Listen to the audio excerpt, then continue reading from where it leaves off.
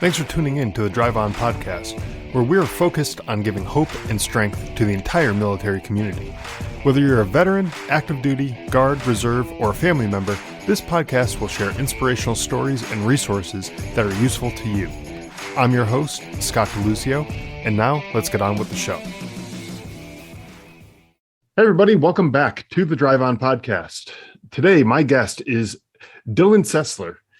Dylan is a mental health coach, a professional speaker, podcast host of the Dylan Experience, an entrepreneur, combat veteran, and author of the book Defy the Darkness, a story of suicide, mental health, and overcoming your hardest battles.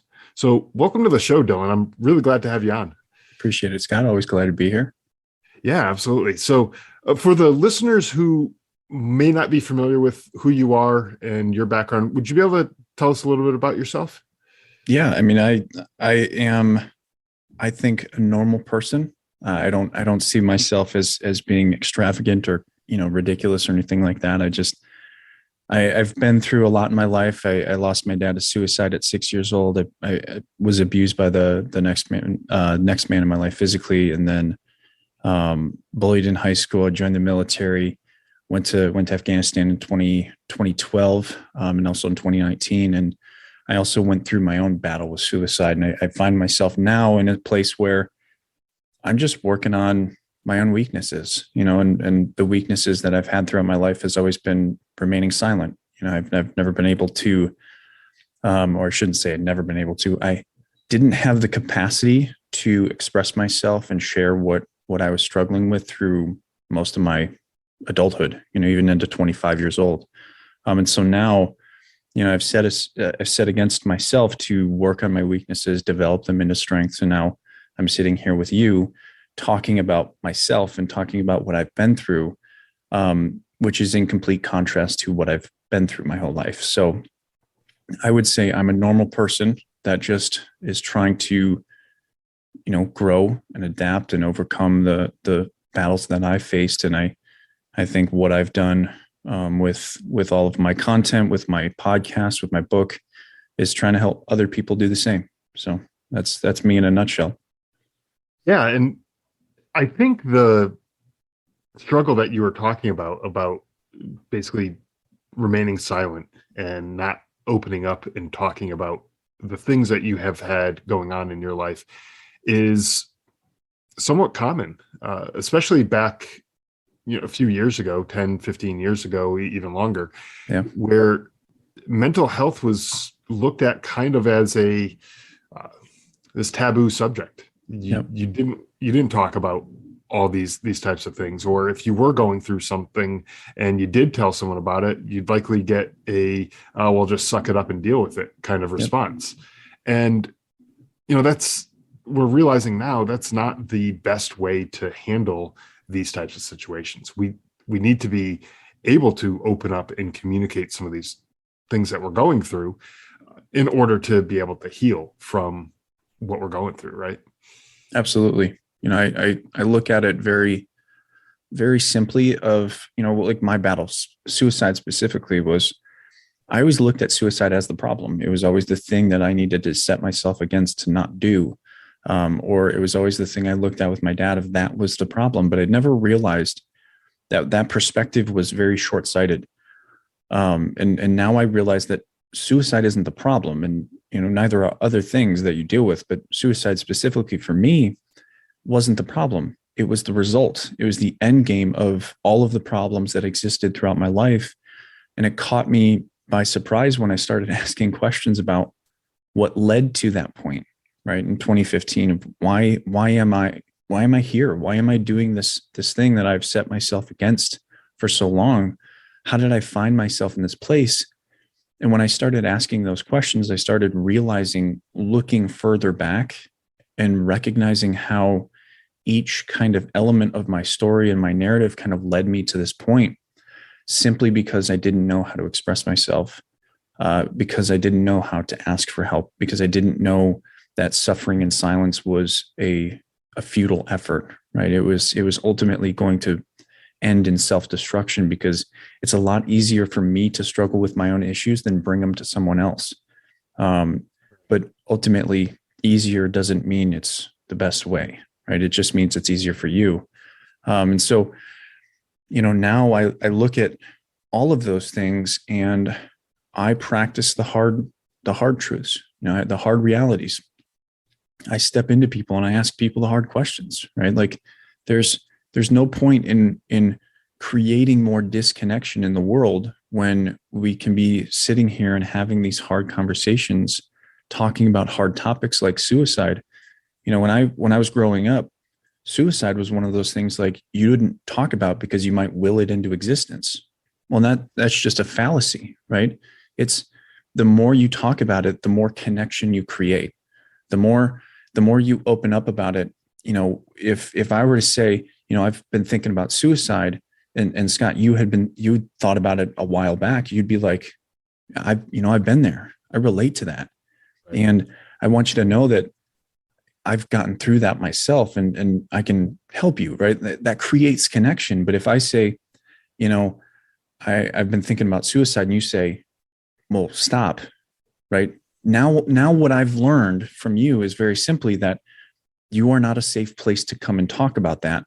Or if you are my only safe place, now I have no safe places to talk about it. Now I keep it within, and that does no one any good in the long run. No, it doesn't. And what you were talking about before, when you were started talking about this as suicide being the result of all these other issues that you were going through, to me it makes sense to think about it like any other deadly disease that you might have, a cancer or some other heart disease or something like that, where if left untreated, you're going to expect that the end result is probably going to be death, unless somehow some miraculous recovery takes place, right? Right. And it's very similar, I think, with a lot of the mental health issues, where if they are left untreated over time, as a natural result of the buildup of all the stuff that has been going on in someone's life, you can almost expect that something like that would take place. Some of that self-destructive behavior. It's compounding interest, right? When one thing happens to you, it's not that bad, right? You can usually get through that. But when that one thing extends its life to beyond what it really needs to be, right? And you add another thing, and then because it's that idea that when you compound these ideas, right? So for example, my life, I lost my dad to suicide 6 years old. I became silent. I increased my understanding of guilt and shame and regret almost instantly, but I didn't have a place to talk about it. So that life of grieving that I was supposed to kind of work through in those first few years extended itself for 20 years, right? You add on top of that the compounding idea of child abuse, right? Inability to talk about it, that extended itself for 15 years, right? Bullying, that extended itself for 10 years, right? And then ultimately I went to Afghanistan. I saw rough things. I saw terrible things. I saw what people could do to people. And that extended itself for another 5 years, right? And these things that could have been discussed, could have been exposed to me, explained to me, taught to me how to process these things, were not.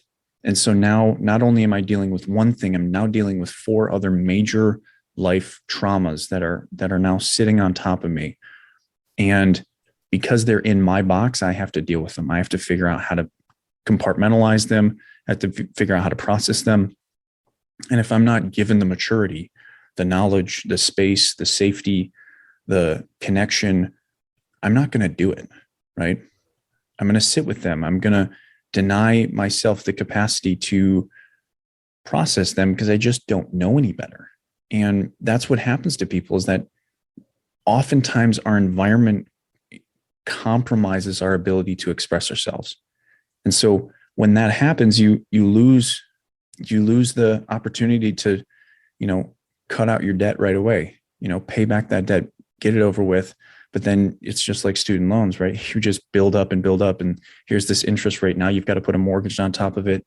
Now you've got to get a car loan. And so now you have 3 loans when you should have had none, right? You should have 1 or 2, right? A long-term loan or something like that. Like it's, not necessarily to compare it to finances, but the ideas are pretty similar. It's like when you add too much, people are going to struggle. It's pretty natural. Yeah, and that's a good analogy. I think it does make sense when you think about it in a financial term, where if you're borrowing more than you're able to repay, you're going to struggle. That's just basic math. You're not going to be able to give it back. Now, you can't put a number like a dollar amount on a particular trauma that you've experienced or your ability to quote unquote pay that back over time, right? But the idea is similar. If you were to assign a value, whatever that number is, and assign another value to your ability to repay that or to work through it, you would see the same kind of math where it doesn't balance out, or it takes an extraordinarily long time for that to balance out. And then meanwhile, you're adding new things on top of that over and over again, and which just makes it harder and harder to get down. And eventually you're going to get to a point where that bucket of debt is just overflowing and you can't do anything with it. Right. Yeah.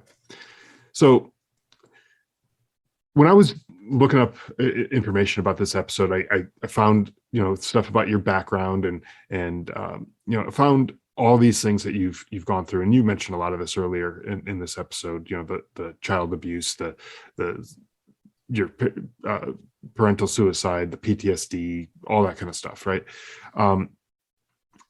And we can talk about how all of those things came into your life, and if you want, if not, that's fine too. But what I'm really interested in is how you're able to overcome the PTSD, the depression, the anxiety, and all that stuff that you were living with.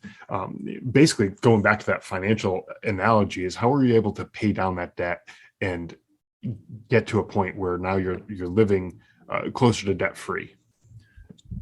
I think the first thing that I really needed to understand was I needed to learn, right? I needed to learn what the difference was between my reality and the reality of what I wanted to become, if that makes sense, right? Yeah. Because I think reality is a really interesting word because we craft it and yet it doesn't fit what we see in the real world, right? Like we look at people and we're like, how do you not understand that this is what reality is like? But that's the funny thing about reality is whatever you make it. Your perception is your reality. And so my perception of reality was very skewed. It was very, very wrong in the direction of trying to survive, right? I was willing to not take care of myself at the expense of other people, at the expense of, my life, and so what I really needed to understand was, one, I needed to know who I was first. And so I really dug into how did I live my life so far? How did all of the things that affected me teach me to be me? Right. And I think this is, you kind of look at this as psychology 101, of looking at yourself, looking at your narrative, looking at your life, and how did it teach you to be this person that you are now? And when I looked at that, I was mortified. Right. I was remarkably uncomfortable with all of the ridiculous and dumb choices that I made throughout my life to get to where I was, because it wasn't logical. And I could have sat there. I could have sat with that idea of like, this wasn't logical, Dylan. You are the worst human being. How terrible of you. But that wouldn't have been fair to me because all of the decisions I made were actually quite rational at the time. Right. And I look at the difference between rationality and logic as being rationality is all of the feelings you've ever felt in your life are valid. They're real. They're tangible, right? You made decisions, cause and effect because of them. But logic is different. Logic is that ability to look beyond the emotions, look beyond the feelings and recognize this feeling isn't necessary for the long term and for the extent of my life. I need to be able to work through this. So I recognized that there was a difference between those two ideas. And to then apply that requires me to be remarkably self-empathetic, right? Which is something I was not good at for 25 years of my life, because I was, I was regretful over my dad's death. I was shamed over my dad's death. I was guilty, I felt, of my dad's death. And so many things taught me that I need to be the problem. And I had to be remarkably self-empathetic to say, you're not, right? You're a part and a piece of the puzzle, but you are not the whole picture, right? And to be able to kind of take a step back from your life and say that, I think requires a level of courage that is so, it's so difficult to step into, and that's why people are still struggling. That's why people are still dealing with this stuff, is because the real step isn't into the direction of telling other people. It's really into stepping into the darkness of your life and saying, a lot of this isn't your fault. A lot of this isn't your problem even. A lot of this is just a part of life that found you. And now you have to find a way to respect yourself enough to continue to live. And so it required for me a lot of contemplation of what my values were, and being very realistic, there's that word again, about how to apply them to myself. So I look at, my three main values are empathy, integrity, and learning. And learning was this whole kind of culmination of, how do I understand trauma? How do I understand suicide? How do I understand, life and death? How do I understand sociology, psychology, all of these things? And then what brought me to understand myself was really this idea of empathy, right? And I define my idea of empathy as listening to understand. Well, that's a really interesting concept, because it requires you to listen to people that are going to tell you the truth, to understand it. It's not to defend yourself. It's not to attack their character, put their problems or my problems on them. It's to tell me what you think about me, so that I can listen to understand what you mean, right? Because everybody has a different picture of who I am, and so I forced myself essentially to listen to what other people had to say. I listened to what I had to say, most importantly. To listen to understand yourself is a remarkable skill. And I think that's one that's just not taught enough. And that ability really came from, I think, solidifying my own integrity. What is right and wrong for me? Well, I had to say in 2015, when I almost, killed myself, I had to say, you cannot degrade yourself. You cannot self-destruct anymore. You cannot look at yourself and say, all of these problems are your fault. And so that required me to make it a rule to stop being negative to myself. And if I can't be negative, I just don't say anything, right? If it can't be positive, don't say anything, right? And so I didn't put this effort into trying to be this positive person. I just tried to create habits that said, just don't be negative, right? I think that's a Trevor Mawad technique from It Takes What It Takes. And unfortunately, he passed, I think, last year or the year before, but I think that's an incredible book to kind of help understand that it's you don't put the car from reverse to drive. You have to go to neutral, then go to first gear, second gear, third gear.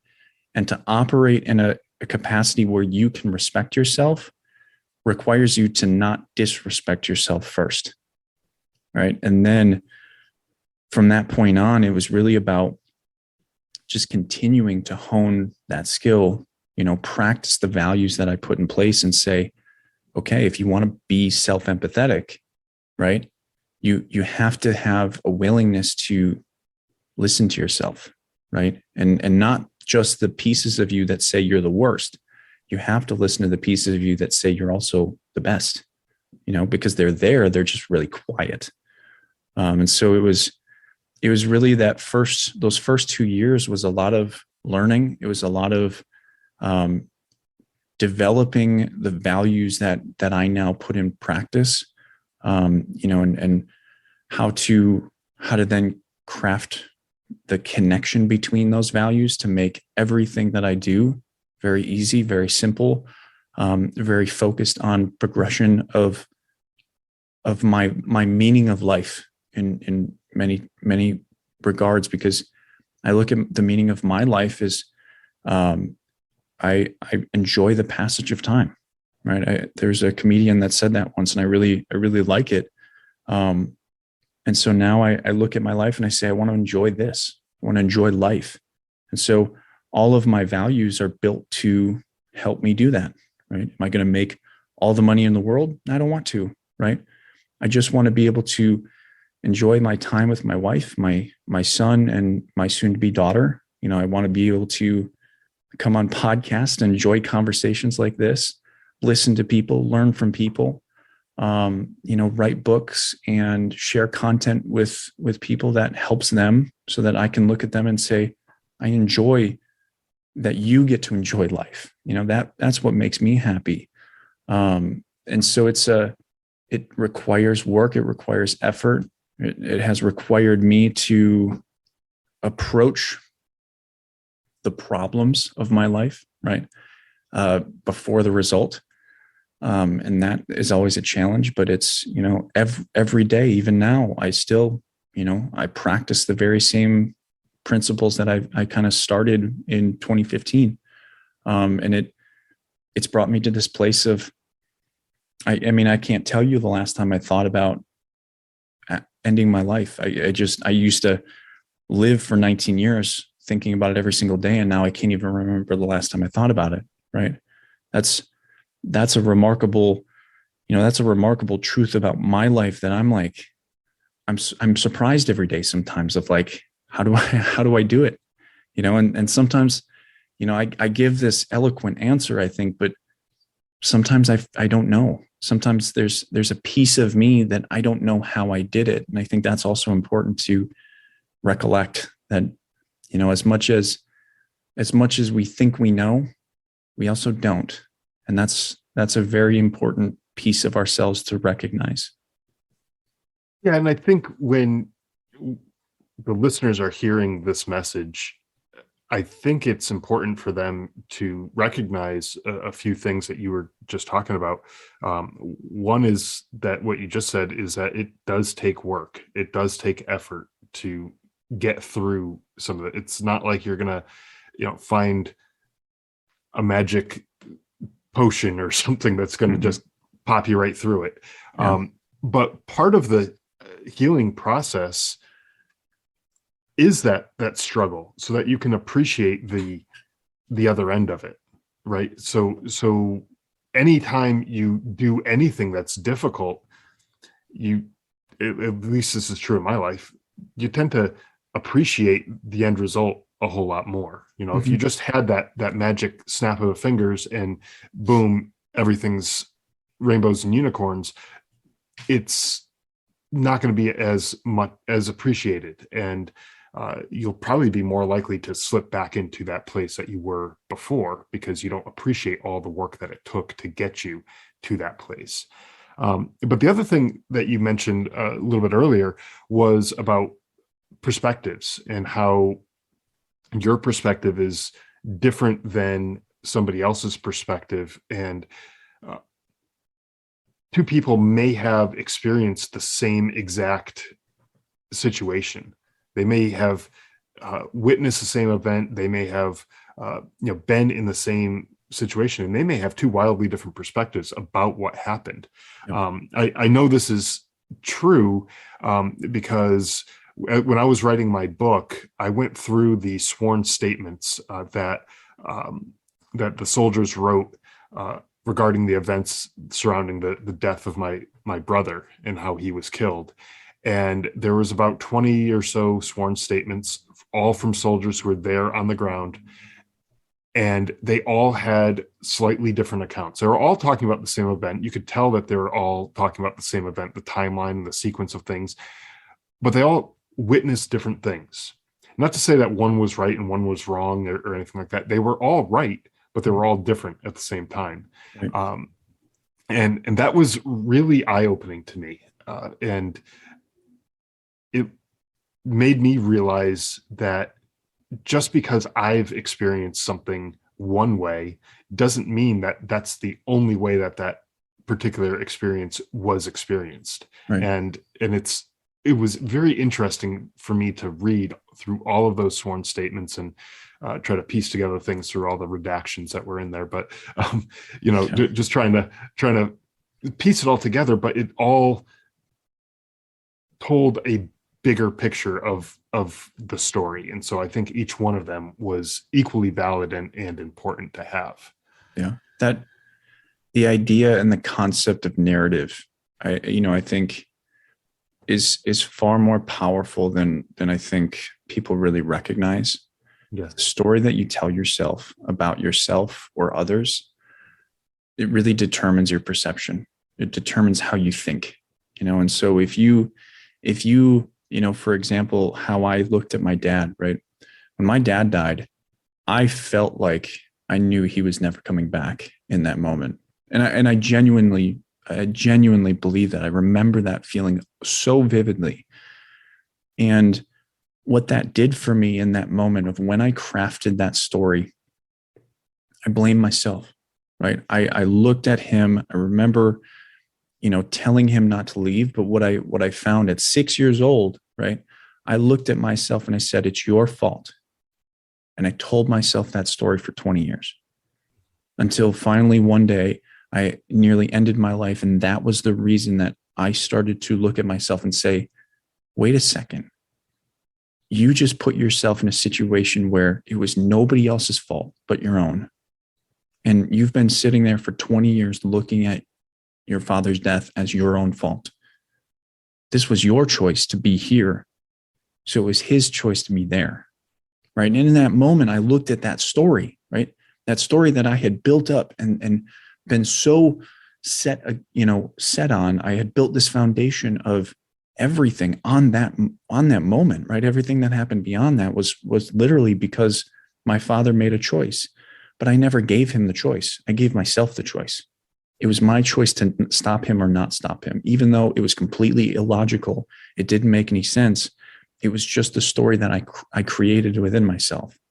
And so when you start to recount your stories or the stories you have of others or other people's stories, you have to very much be cognizant that how you rationally put that story together or how someone else rationally put that story together doesn't always mean that's the reality of the picture.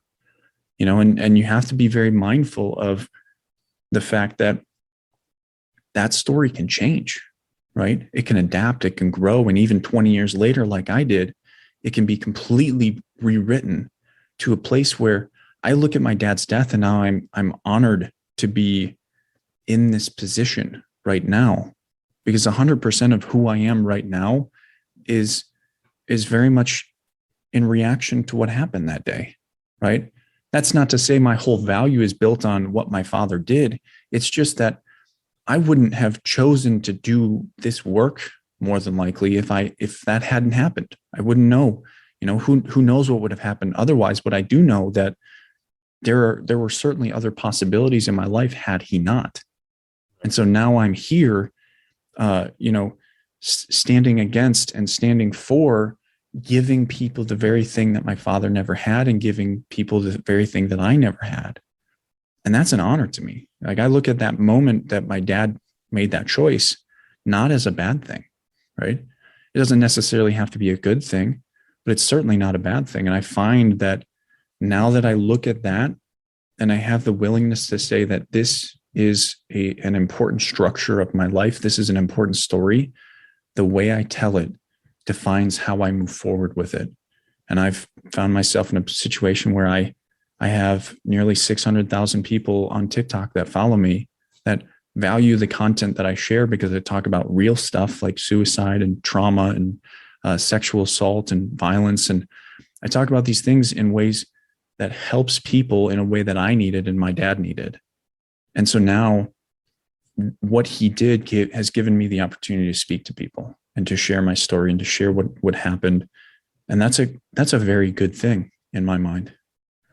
It is. It's unfortunate that it took such a tragic event for that to kind of materialize in your life. But as I was saying before, sometimes you have to go through certain struggles to be able to appreciate Yeah.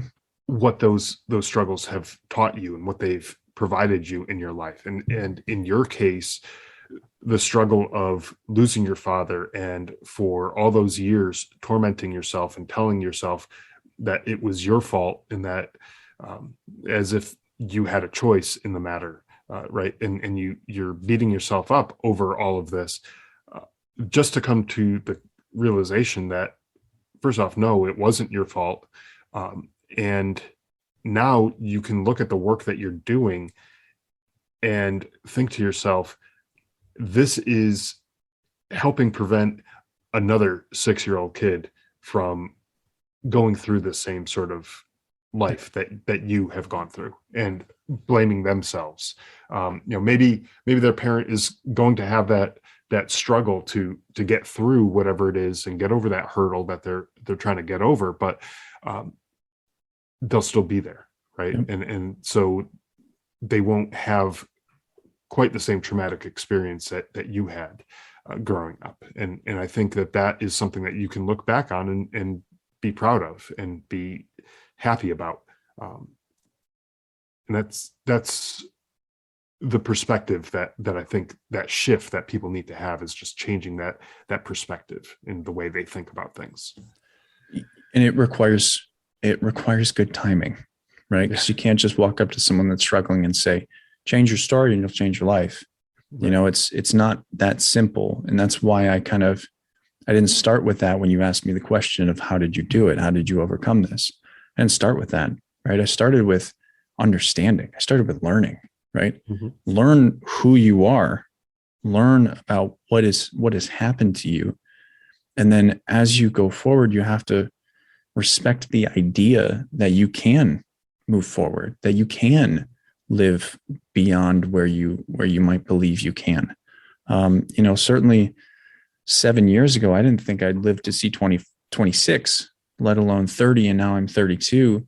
I didn't think I'd see to see myself get married. I didn't think I would find myself having a child, right? I didn't see all these things in my future, and certainly I didn't see myself writing a book or being an influencer or being on a podcast, right? Like 15, 20 years ago, I was silent. Like I was the kid that did not talk to people. And now here I am actively finding podcasts and content to make and speaking my mind on my own podcast and sharing deep and intrinsically intimate thoughts about myself.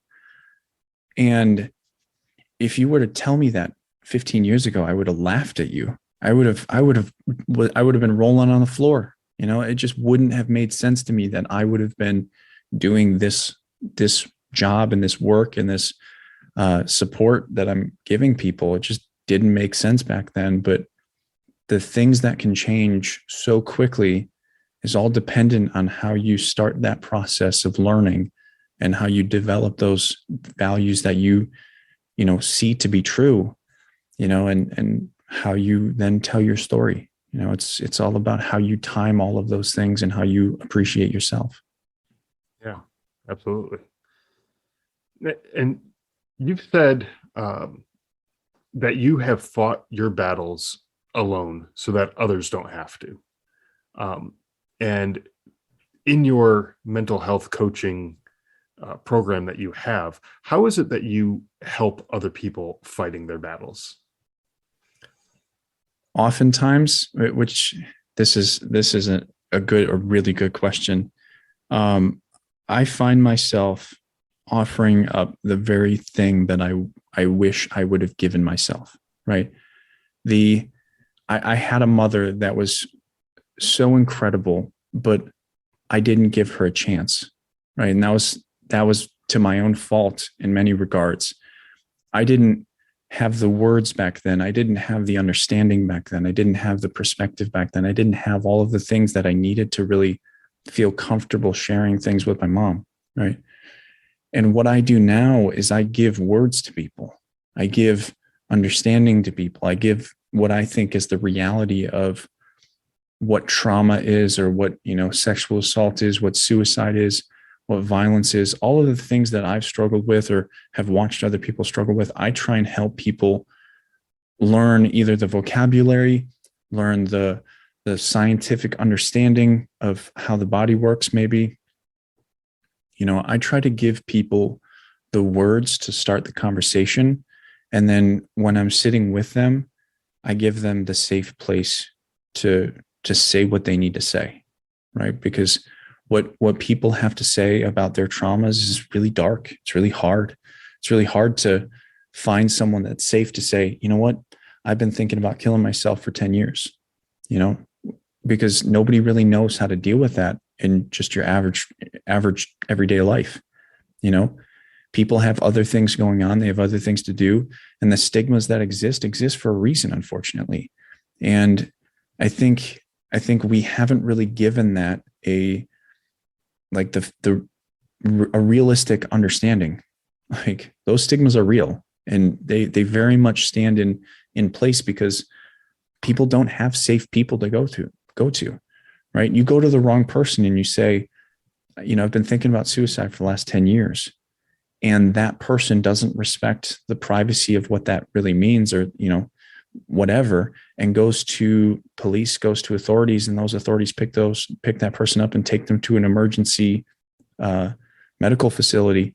And then they're traumatized there, right? Because that's not what they wanted to do. They just needed to have a conversation. It becomes a really complicated situation really quickly. And what I offer, it is risky to me. I think it can be risky to other people, but I think it's important to understand that I don't have any power in the situation, right? You come to me and you tell me you're thinking about suicide. I'm going to have a conversation with you. I'm going to talk about it. I'm not going to promise you success. I'm not going to promise you safety or, a long life. What I am going to promise you is I'm going to listen to you and hear you and respect your privacy and offer you a place to share these things openly. And that has been remarkably successful. Now, that doesn't mean it's perfect. It's a hard conversation regardless. But what I think most people need is connection. And I think that's very simple. And so when you take the authority and the power out of my end, it gives people the empowerment and the willingness to share in a moment where they need to be able to express themselves and share. And it's been remarkably successful for me. And it's been remarkably successful for other people that come to me, and it's a hard job. It's a difficult job because you have to be very, very careful approaching these conversations. And if you're not good at it, you can hurt some people. Yep, that's true. Especially if there are people who maybe aren't quite ready for having those conversations, and they feel like they're being pushed into it, and it's too soon for them. That could be not the best situation either. But you do have other resources available for people who may not be quite as far along on their own personal journey, where they want to open up and talk about things, but they may still want to get a better understanding of what's going on with them. So through your podcast, through your social media, and your website and everything, you have a lot of content there that people can check out and maybe help themselves along that journey. But I think the important part is they're able to help move in that right direction, right? Yeah. I mean, I've had, it's funny because I had a client recently come to me. She'd been following me for about 1.5 years before she ever decided to schedule an appointment with me. And now, like, it's becoming something that she's really comfortable with, and we're moving forward and continuing to kind of help her find better ways to really dig into herself and respect herself and appreciate herself, and that's really the key, is that you find, the depth of any conversation is really dependent on the level of safety within that conversation. So some people will look at a book and be like, that's the only conversation I can have right now. One where I read these pages when I feel it's safe. Right. And so some people will get really invested in books or podcasts or or, audiobooks or something like that, or content, right? Like TikTok. Like I put a lot of content out on TikTok and it's all free. Some people relish in that stuff, and that's the only thing they'll ever consume of me. But then there's some people that look at me and realize this guy gets it. This guy understands. And then when they meet me for the first time, they're like, wow, he not only gets it, but he wants to get me. He wants to understand who I am, and he wants to help me understand who I am. And so, I found myself like, one of the craziest things about this whole journey that I've been on of helping people, stepping outside of just helping myself, was the idea that not only did I become a person, a mental health coach of success of any type, but the success that I found was helping women specifically, and helping women who have gone through things like sexual assault.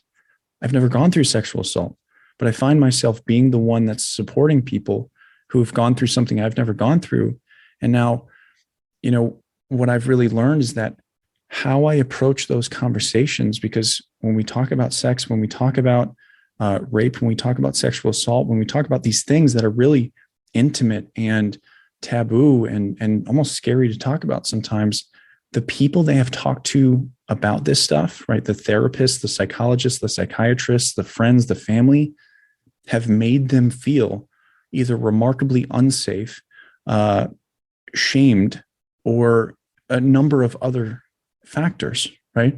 And so when I approach these conversations, I'm not here to push boundaries. I'm here to allow you to open up about these difficult moments, these intimate moments, which I need to respect, right? I need to have a care and a level of competence in having the conversation without being immature, right? Which is one of the biggest problems, it sounds like, from what these women have dealt with. And it's not just women, but I deal with a lot of women. And it's a remarkably difficult conversation for them to have, because they can't trust people to just have the willingness to not tell them what's right or wrong, right? My job as a mental health coach is not to tell you what's right or wrong. It's to help you learn what's right or wrong. And that doesn't require me to tell you what's right or wrong. It just requires me to reveal to you very simple ideas, right? Ask the right questions, because more often than not, people don't need me to tell them what's right or wrong. They need me to reveal a confirmation of sorts, right? And so I ask the questions of, what do you think about this? And then they tell me all what they think. And I just say, well, what are you asking me for, right? What's right or wrong? It seems like you know what's right or wrong, but you're unwilling to accept it because someone else told you it's not right. And so it becomes this negotiation of sorts of within themselves, right? A very, very similar thing of what I did for myself. And it's, everyone has that within themselves, I think, and we have it all in different ways. And that's always the challenge of trying to find what it is you're trying to negotiate with yourself and essentially get it out of the way. How do we build the values that support making the right decision for you? And it's so, I think it's so important for people who are helping others to take their own sense of integrity out of it unless it's needed, right? Where I had a client come to me a couple months ago regarding marital rape, right? She had been in a relationship for quite some time, and her husband didn't respect the idea. They had grown up in the church, and what ended up happening, or what's happening right now, is that we're working through this understanding of how to craft a relationship, especially a sexual relationship, that's healthy, right? And to address the issues that are apparent. And it becomes a really difficult conversation on both sides of the coin. Because how do you tell someone they're wrong, but then also help this person on the other side say, you're absolutely right, this is wrong, right? Like helping her understand that this is not fair to you, this is not comfortable for you, but then also telling this person on the other side, you're hurting someone, you're causing problems. This needs to be addressed. These conversations are remarkably hard, remarkably difficult. Yeah. And I think not only are the conversations hard, that internal narrative that we have make things even harder, because the things that we're facing, the depression, the anxiety, the PTSD, the assaults, the things like that, those things are not indications that we are broken or that there's something wrong with us, whoever the person is who's dealing with this stuff. Those things are pretty normal human reactions to abnormal, stressful, traumatic situations, right? Right. Yeah. And that's the thing, is that we have that mindset, and we need to break free of that mindset, that something is wrong with us or that we're broken, because that's not true. We're experiencing a normal human reaction to abnormal situations. It's kind of the way I like to put it. It's rational, right? It's quite simple. It's a rational response. It's a rational reaction. Now, that doesn't mean it remains logical, right? That's the hard part of this, and that's often what people see, is that they see the response, but they see the response 10 years later. And then they look at you and say, you're doing this wrong, right? And then you look at yourself and you're like, you become defensive because this person doesn't understand the narrative. And that's when it becomes complicated, is because you're supposed to, how are you supposed to deal with this interaction where they don't realize that you've been through all of this stuff that you've been through, but now they're telling you what's right and wrong. And that's why, I look at, one of the things I wrote in my book was, you're the only person that knows 100% of your context of your life, right? And you can't look at how other people look at you and say, I agree wholeheartedly all the time, because they don't know, right? Even your mother will never live with you 100% of your lifetime. Guess what? You got to go to the bathroom every once in a while, and she's not going to be there. And so nobody's ever going to see everything that happens to you, and nor do they need to. But you need to be able to, as a person, look at yourself and respect that you have a story that they don't need to know or have the right to know. And so when they say to you, this is what's right and wrong, you don't have to agree with it. And you don't have to explain yourself all the time, right? There are certain people you might want to explain to, right? That, having a wife requires you to really be quite intimate with that conversation versus maybe your mother-in-law, right? Maybe your mother-in-law can fuck off and we can have a real deep conversation with your wife, right? That's a remarkably important kind of interaction, kind of an interactional rule that I think is so important, is you need to be able to be okay with people not understanding everything. Or you can be like me and learn how to express all of it in the ways that I do, so people understand who I am. But guess what? Not everybody's going to understand it. And you got to be okay with that. And some people may try to understand it. They may not even like it. And again, you kind of just have to be okay with that. Right.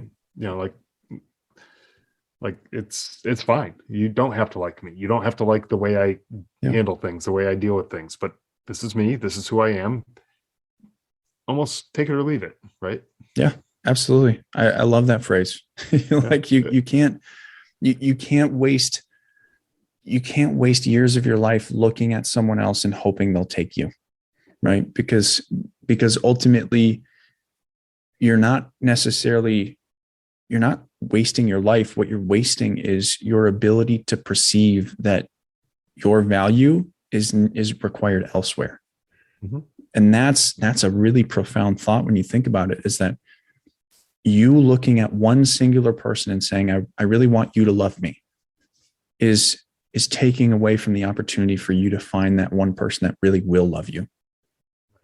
Right. And that's the human condition right there, is that we hope for things that we can't have, and we dismiss things that we can. Yeah. I think that sums it up pretty well.